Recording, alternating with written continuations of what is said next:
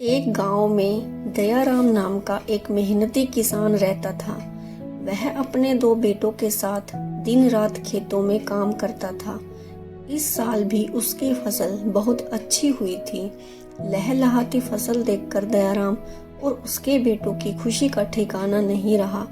उसने अपने बेटों से कहा, इस बार भी हम फसल को बेचकर बहुत धन कमाएंगे।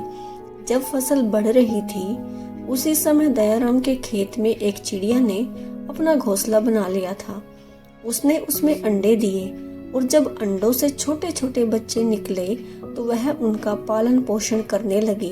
चिड़िया को मालूम था कि फसल के बीच उसके बच्चे सुरक्षित रहेंगे, इसीलिए वह रोज खाना खोजने बिना चिंता के चली जाती थी।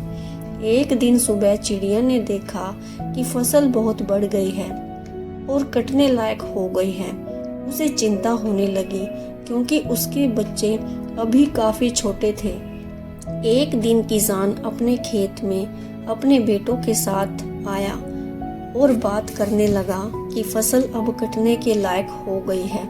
चिड़िया के बच्चे बहुत डर गए। जब चिड़िया खाना लाई तो उन्होंने उसे सब कुछ बताया। चिड़िया ने सोचा अब वह क्या करेगी। तभी उसके दिमाग में एक विचार आया। अगले दिन सुबह जब दयाराम खेत में आया तब चिड़िया ने उससे कहा, मैं आपके खेत में रहती हूँ। मेरे बच्चे अभी छोटे हैं जो उड़ नहीं सकते।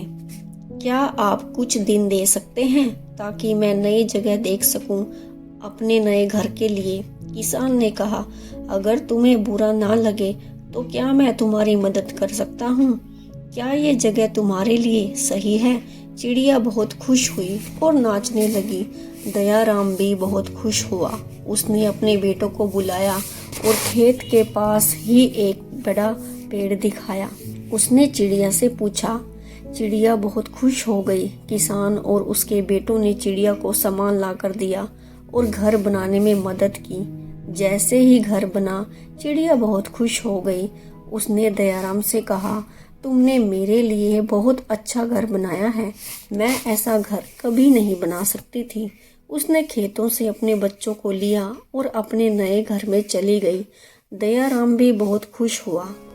उसने भी फसल काटकर बहुत धन कमाया और चिड़िया के लिए बहुत सारा अनाज उसके घर में रख दिया। जब बारिश का मौसम आया तो चिड़िया को खाने के लिए कहीं दूर उड़कर जाना नहीं पड़ा।